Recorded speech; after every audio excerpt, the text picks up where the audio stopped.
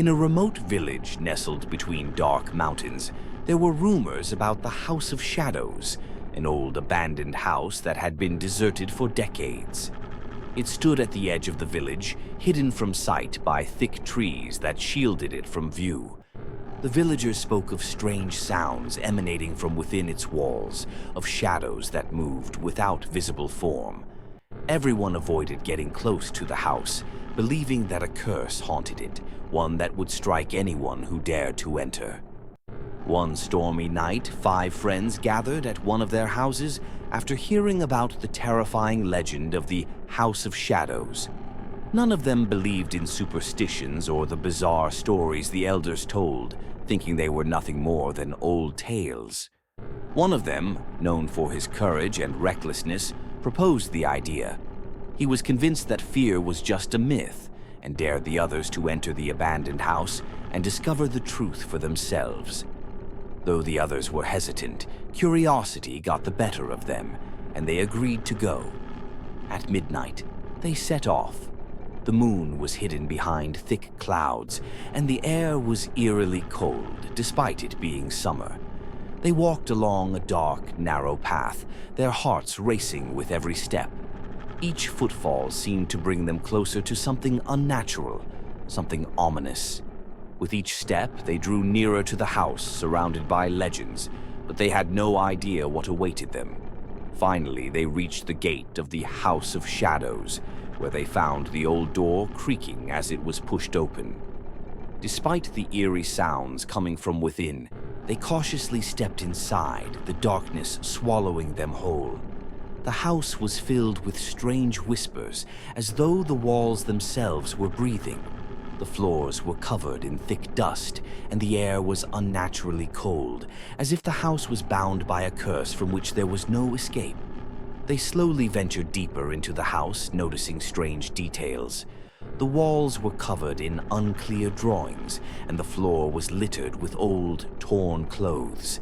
The place had a sinister atmosphere, and the whispers grew louder in their ears, seeping from every corner as if something unseen was watching them. Despite their growing sense of dread, they pressed on. When they reached the upper floor, they discovered an old room filled with decaying furniture.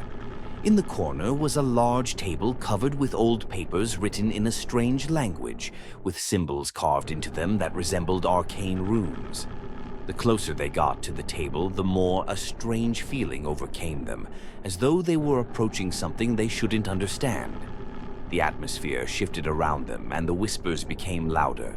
Suddenly, they felt a heavy presence in the air, as if something was watching them intently. Then something unimaginable happened. The ground trembled beneath their feet, and the house itself seemed to shift. They stepped back, but the door they had entered through slammed shut behind them. Panic set in.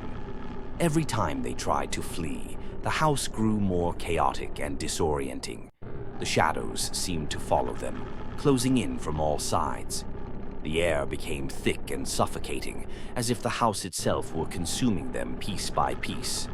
At that moment, one of them began to feel something strange. Every time he glanced around, he saw things moving in the dark, shadows that had no body, following them silently. Something invisible was pursuing them. As they all tried to run, they realized they were trapped inside this cursed place. Every time they moved toward an exit, they found themselves in the same room. The floor beneath them shook, the walls crumbled around them, and it felt like the house was slowly collapsing in on itself. One of them screamed, attempting to flee, but vanished into the darkness without a sound. The others were left in a state of shock. The house was filled with eerie murmurs, the only noise now the groaning of the crumbling walls. They tried to escape as fast as they could, but the house seemed to consume them, pulling them deeper into its labyrinth. Every time they ran in a direction, they ended up back where they started, as if they were caught in an endless loop.